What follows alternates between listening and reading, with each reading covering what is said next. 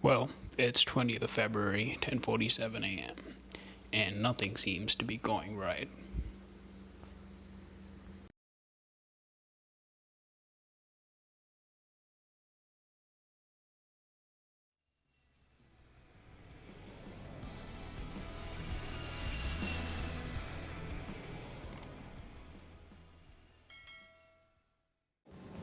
Well, my flight from Ahmedabad to Delhi was delayed by almost 40 minutes when I checked in, because the visibility at Delhi was almost nil, and the flight was supposed to take off from Delhi and come to Ahmedabad and do a round trip, but it could not. It was just on the taxiway.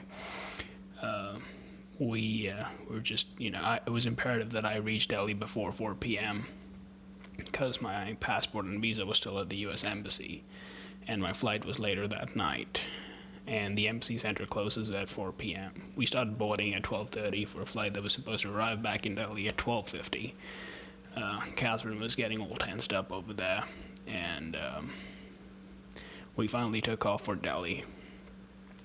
And I made it there just before an hour when the embassy closes. The collection center closes at 4 p.m. Around 3:25, I was on my way to the collection center, and the traffic in Delhi was absolutely horrible. I made it there just about 7 minutes before they close, and somehow I was the last person in line to get my passport that day. And my heart rate was all the way up there. And got my passport and visa and headed to the airport. The process for check-in is pretty simple. Under these bubble agreements, you need a COVID test 72 hours before departure. So get that done. I think they're fine with antigen or RT-PCR.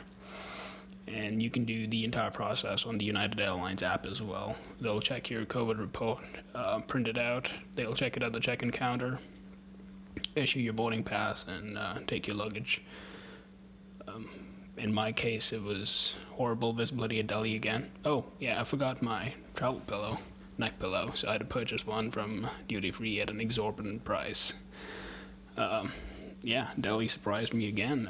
We were supposed to take off at 2 a.m., and yeah, I was just waiting in the aircraft for 3 hours before we took off. In fact, we had to circle back around to refuel and file a new flight plan and take off. This is how it looked outside on the ground. The guy next to me was sleeping, and he woke up to this, and I told him, no, we're not in the clouds, we're still on the ground.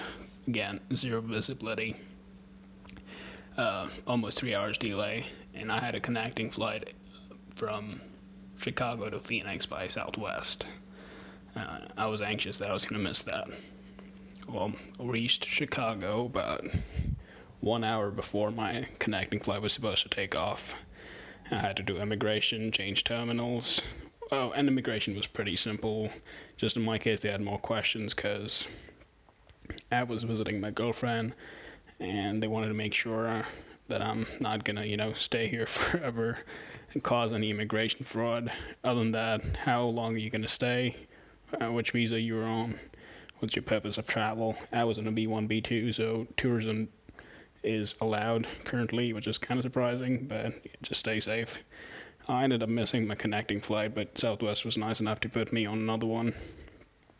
But it was amazing to finally meet Catherine at Phoenix, and reunited, but united. Oh well. And yeah, this was my trip to the States. Pretty smooth ride. Everybody in the aircraft was wearing masks, and they were tested, so it was kind of comfortable sitting around them. Food was served, hot meals. So was beer, but it was an amazing relief after passing 35 plus hours in various airports across the world to finally be in her arms. See you on the next one.